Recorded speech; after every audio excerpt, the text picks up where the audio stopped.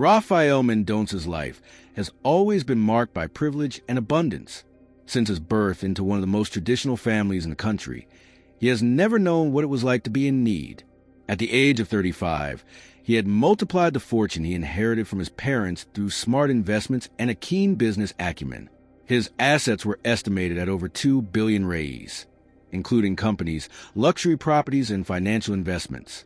He had apartments in New York, Paris, and London, in addition to his main mansion in the city's upscale area. Rafael was a discreet man, despite his wealth.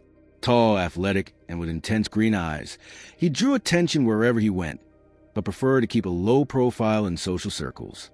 His routine consisted of waking up early, swimming in his private Olympic-sized pool, having breakfast prepared by his personal chef, and heading to his company's headquarters in his black Porsche. After 2 failed relationships with women from his social circle, Rafael had become skeptical about the intentions of those who approached him. "They all want something from me," he often thought, as he turned down invitations to charity events and gala dinners where he was treated like a trophy to be displayed.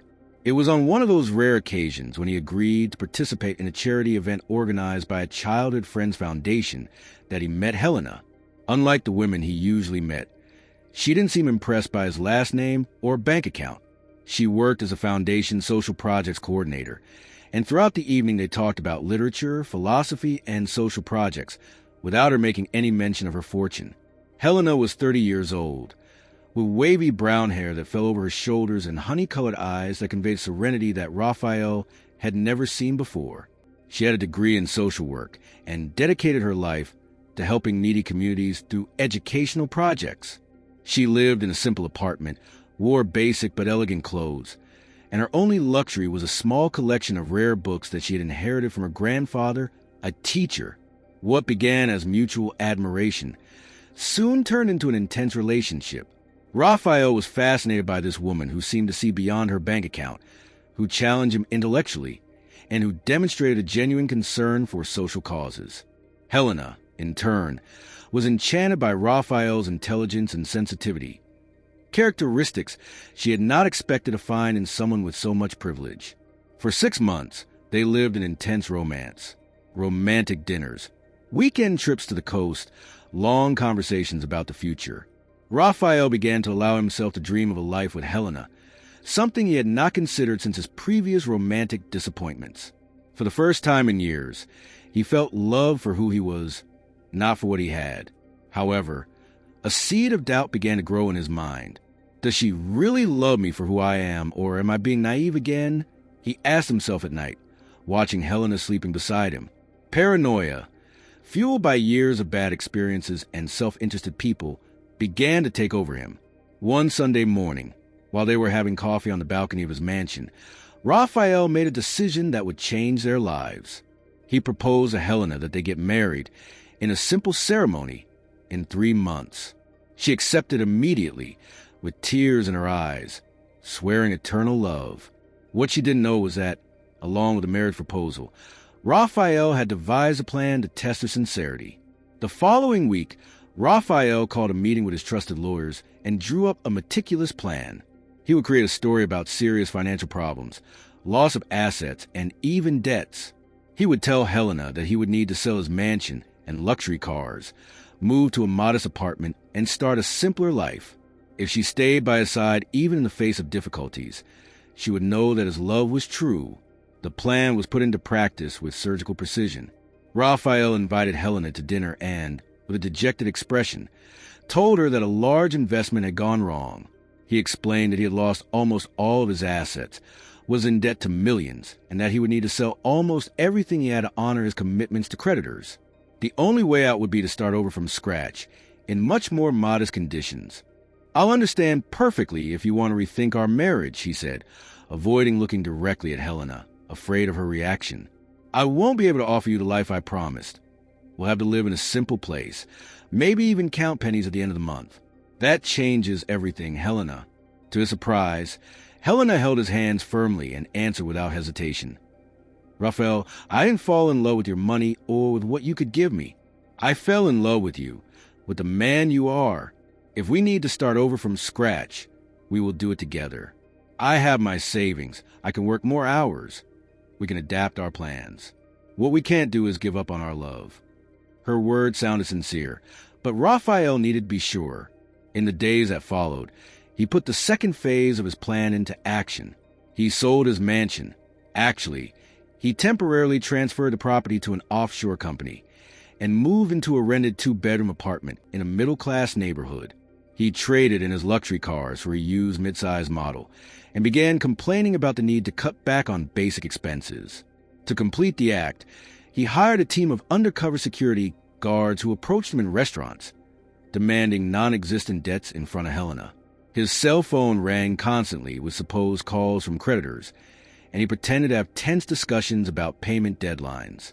Even some of his friends were convinced to participate in the farce, treating him with distance at social gatherings, as if they were ashamed of his new status. Helena watched everything with concern, but her dedication did not diminish. On the contrary, she suggested that they bring forward the wedding to an even simpler ceremony in a registry office to save money.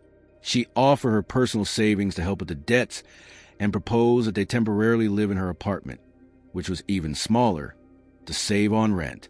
"We can have a picnic in the park instead of expensive dinners," she said with a fond smile. "The important thing is that we are together, Raphael. Money comes and goes, but true love is rare." With each passing day, Raphael felt more guilty about his distrust. Helena had proven, in every possible way, that her love was genuine. She comforted him on nights when he pretended to be sleepless due to financial worries, researched jobs that he could take on with a professional profile, and never showed any regret for agreeing to marry him in his new condition. With just 2 weeks to go until the wedding, Raphael was convinced that he had found true love. He decided that he would reveal the whole truth after the ceremony, during their honeymoon. He planned to take her to his private island in the Caribbean, where he would tell her everything and apologize for his distrust. The wedding preparations were simple, as Helena had suggested. A civil ceremony followed by a small reception for just 50 guests, close friends and family, in a modest restaurant. Raphael insisted on paying for everything, saying that he'd secure a loan from an understanding friend and that he wanted to give this gift to his bride. On the eve of the wedding, Helena spent the night at her best friend's apartment. Following tradition, Raphael, alone in his rented apartment, reflected on everything he had done. Guilt consumed him, but the happiness of knowing that he had found true love surpassed any other feeling. He decided that, in addition to revealing the truth on their honeymoon, he would transfer half of his fortune to Helena's name as a proof of absolute trust. The wedding day dawned sunny. Raphael arrived early at the registry office, accompanied by his trusted lawyer, who was the only one who knew the entire plan. The guests gradually arrived, many with expressions of barely concealed pity, thinking that they were witnessing a modest wedding out of necessity, not choice. Promptly at 11 o'clock, Helena arrived, looking stunning in a simple white dress, carrying a small bouquet of wildflowers. Her eyes shone with emotion as she saw Raphael waiting for her at the makeshift altar. The ceremony was brief and emotional, with sincere vows from both parties. At the end of the ceremony, when the justice of the peace declared them officially married, Raphael felt a mixture of joy and guilt. In a few hours, during the reception, he would have the opportunity to reveal the whole truth and beg Helena's forgiveness for his distrust. The small reception took place in a family restaurant with simple decor and an inexpensive menu. The guests chatted in low voices, as if they were at a wake rather than a celebration. Raphael noticed that Helena seemed strangely tense, constantly glancing at the restaurant door, as if she were waiting for someone. When everyone had finished eating and the modest wedding cake had been served, Helena asked for the guests' attention. Raphael imagined that she would give a speech of thanks, as is traditional at weddings. But what happened next left everyone present in a state of shock. Helena stood up, took a glass of champagne, and with an enigmatic smile announced, "Dear friends and family, I thank you all for being here on this very special day. Before the party continues, I need make an important confession, especially to my husband." Raphael's heart raced. For a moment, he thought she had figured out his plan. But what came next was beyond anything he could have imagined. "Raphael," Helena continued, looking directly at him, For the past 3 months, you thought you were testing me, pretending to have lost all your fortune, simulating debts and financial difficulties to see if I really loved you for who you are and not for your money. A murmur ran through the room. Raphael felt the blood drain from his face. How could she know? What you don't know, Helena continued with a determined glint in her eye, is that I'm not who you think I am either. At that moment, the restaurant doors opened and 5 men and 3 women wearing impeccable suits walked in. One of them approached Helena and handed her a folder of documents.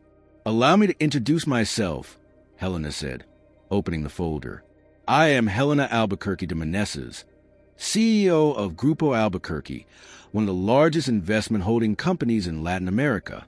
My personal wealth is estimated at $3 billion, spread across technology, agribusiness, and renewable energy companies on 4 continents." The silence that followed was almost palpable.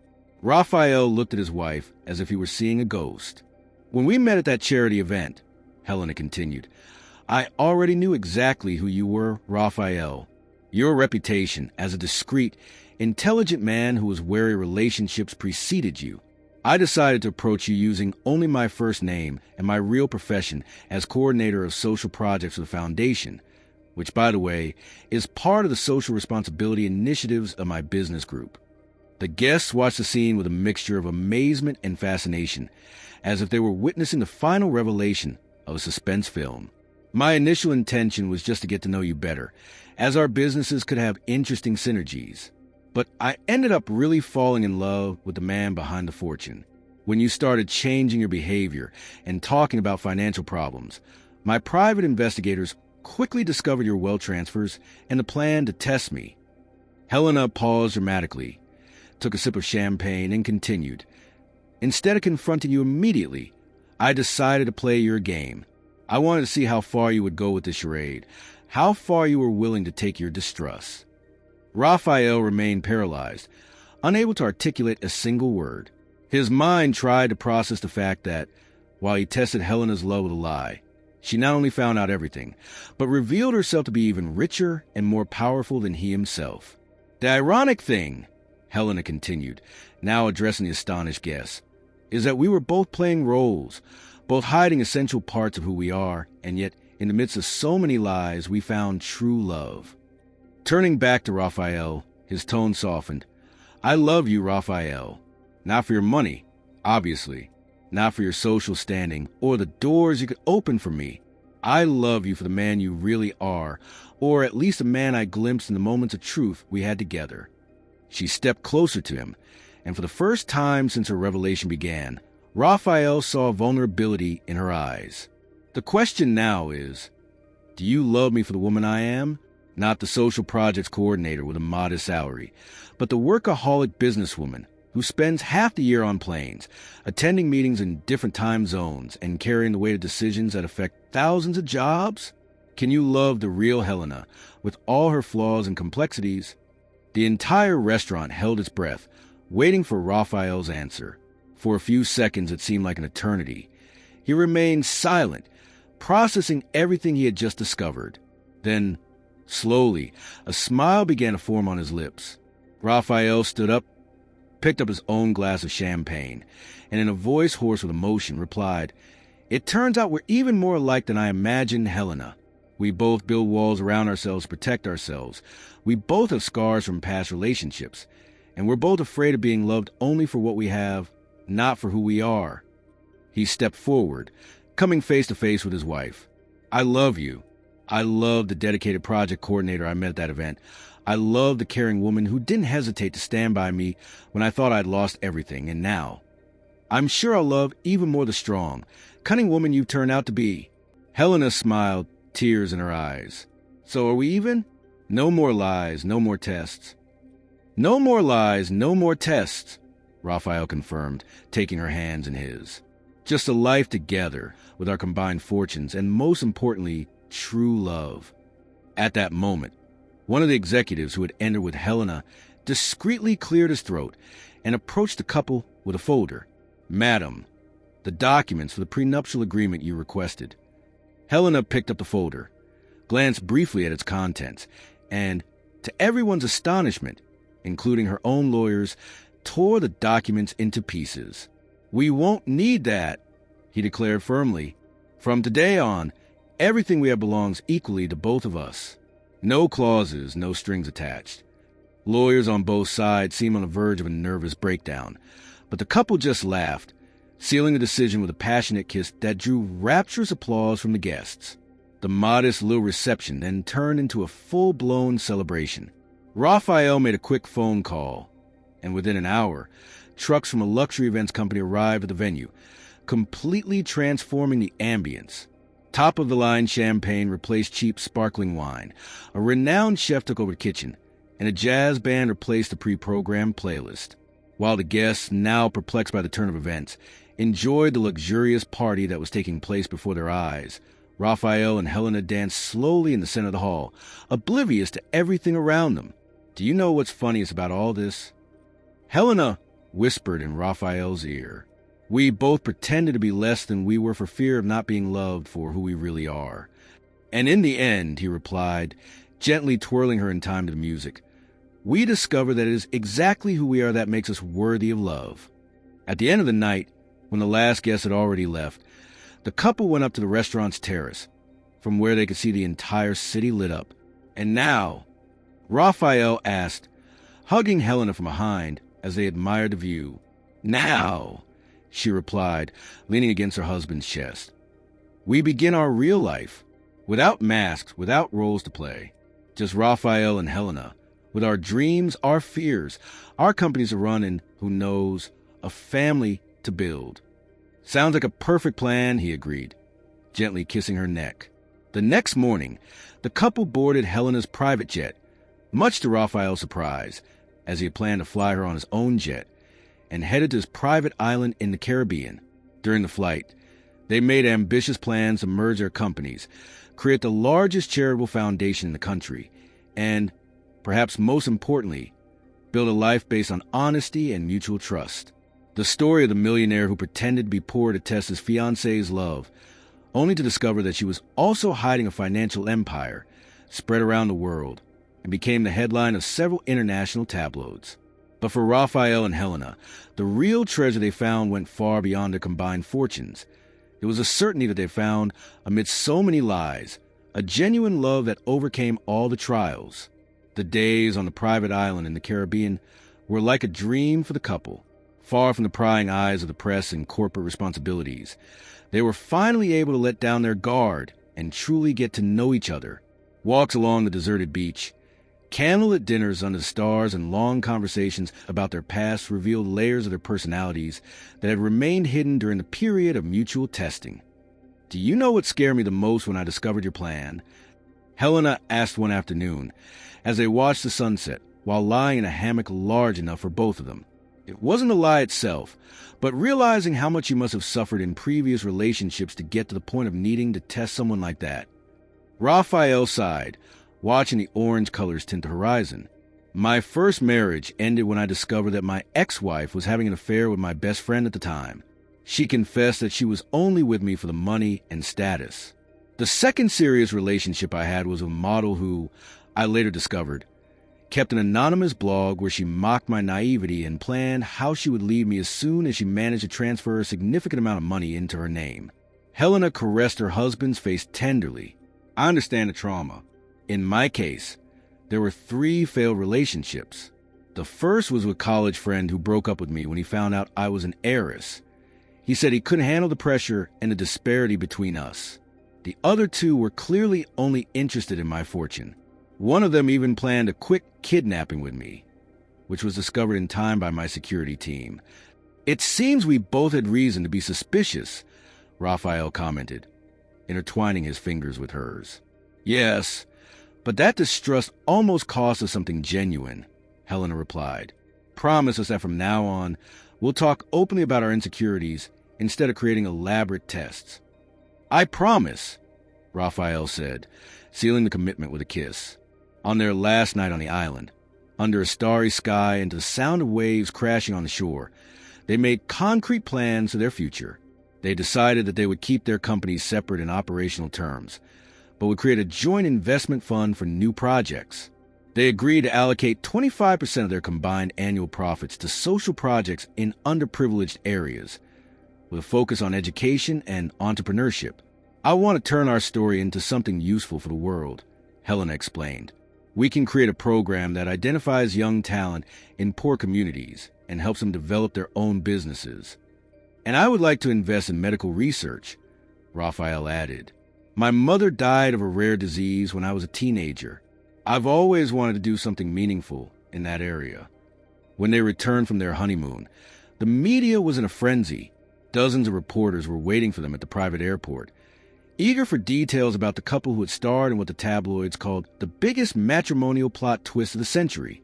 Ignoring most of the questions, they only granted an exclusive interview to a renowned business magazine, on the condition that the focus be on the social projects they planned to develop together, not on the personal details of their peculiar story. Adjusting to married life was not without its challenges. Both were leaders accustomed to making independent decisions, and reconciling strong personalities required constant dialogue and a willingness to compromise. Helena's international schedule, with frequent trips to Asia to oversee her technology operations, and Raphael's more reserved style, who preferred to run his business from his headquarters in the country, required considerable logistical efforts. 3 months after their marriage, they faced their first serious crisis when a major joint project, the acquisition of a chain of hospitals that would be transformed into centers of excellence in medical research, nearly collapsed due to differences in approach. Raphael preferred a more cautious strategy, while Helena advocated bold and quick moves. "You're acting exactly like you did when you pretended to lose everything, overly afraid of risks," Helena accused during a heated exchange in their joint office. "And you're being too impulsive, wanting to prove something that doesn't need to be proven," Raphael replied, slamming his hand on the table. For 3 days, they slept in separate rooms in their mansion, each lost in their own thoughts. It was Raphael who took the first step towards reconciliation, entering Helena's office with an envelope in his hand. "What is this?" she asked, still hurt. "The first gift I bought for you, but never had the courage to give you," he replied, placing the envelope on the table. "I bought it the second week after I met you."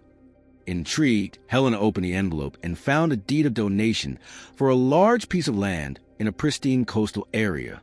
The donation had been made in her name to build a rehabilitation center for marine animals, a cause she had passionately mentioned at their first meeting. "You remembered," she murmured, her eyes welling up. "Every word," Raphael confirmed. "And you're right about the hospital project. I'm being overly cautious. Your plans are bold, but well-founded. I trust your judgment." That episode established a healthy pattern for conflict resolution that would serve them well in the years to come. They learned to value their differences as complementary, not as obstacles. A year after their wedding, Helena discovered she was pregnant. The news was received with immense joy by both of them, who immediately began preparing for the baby's arrival. Raphael, who had never seriously considered having children before meeting Helena, was surprised by his own enthusiasm for fatherhood. "Let's raise our son or daughter to value people for who they are, not for what they have," he said, stroking his wife's still unnoticeable belly. "I want them to learn from an early age the value of work and empathy. And we also want you to know the privilege you have and the responsibility that comes with it," Helena added. "No hiding our financial reality, but no creating a spoiled little tyrant either." During the pregnancy, the couple intensified their philanthropic work. They opened 3 technical schools in underprivileged regions, financed 1,000 university scholarships, and launched a microcredit program for low-income entrepreneurs that would become an international reference in the following years. When Sophia was born, a healthy baby girl with her father's green eyes and her mother's dark hair, the couple decided to take a joint 6-month leave from the business, handing over responsibilities to their trusted teams, so they could dedicate themselves fully to their daughter. "I never imagined that something so small could change my outlook on life so much," Raphael confessed one night, looking at his daughter sleeping in her crib. "All the money in the world seems insignificant compared to this little miracle." Helena smiled, resting her head on her husband's shoulder. "You know what's ironic? We both thought we needed to test each other's love, when in fact the real test has only just begun. Being parents, balancing career and family, keeping our relationship alive amidst so many responsibilities. In the years that followed, the couple's business empire continued to grow exponentially. Their combined companies created hundreds of thousands of direct and indirect jobs, and their social initiatives transformed entire communities. They had 2 more children, twins Lucas and Miguel, completing what Raphael affectionately called our greatest joint project. True to their commitment, they raised their 3 children with a social conscience and a sense of responsibility. From an early age, the children participated in age-appropriate charitable projects, learned about the basics of the family business, and most importantly, were taught to value people for their character, not their bank account. When Sophia turned 18 and was about to enter university, Helena and Raphael organized a gala party to celebrate their 20th wedding anniversary. At the event, which was attended by friends, family, and business partners, Raphael gave an emotional speech summing up his journey. 2 decades ago, 2 wary millionaires tried to test each other's love by pretending to be less than they were. It took courage to reveal our truths, and even more courage to let down our defenses and truly trust each other afterward. The result of that trust is here today. 3 wonderful children, a business empire that brings prosperity to thousands of families, and most of all, a love that has grown stronger with every challenge. Helena took the microphone next. Many people ask us what the secret is to maintaining a solid marriage with so much money and power. The answer is simple. We never forget the lesson we learned at the altar. The lies we told to test each other almost destroyed something precious before it even began. Since then, we have promised absolute honesty, even when it hurts, even when it is difficult. That night, after the party was over and all the guests had left, Raphael and Helena walked hand in hand through the illuminated garden of their mansion, remembering with laughter and a few tears the unlikely journey that brought them there. Sometimes I wonder what would have happened if I hadn't discovered your plan, or if you hadn't accepted my revelation at the altar, Helena commented, as they gazed at the starry sky. It doesn't matter anymore, Raphael replied, hugging her around the waist. What matters is that day, we both chose the truth over wounded pride. We chose to trust when it would have been easier to back down. And will we do it all over again? She asked with an enigmatic smile. Every moment, he confirmed, kissing her softly in the moonlight, maybe with less elaborate tests and more honesty from the start. But every moment was worth it to get us here. As they walked back home, where their 3 children were already asleep, Raphael and Helena were certain that true wealth was not in the billions in their bank accounts, but in the family they had built together and a legacy of love, trust, and generosity they would leave to the world.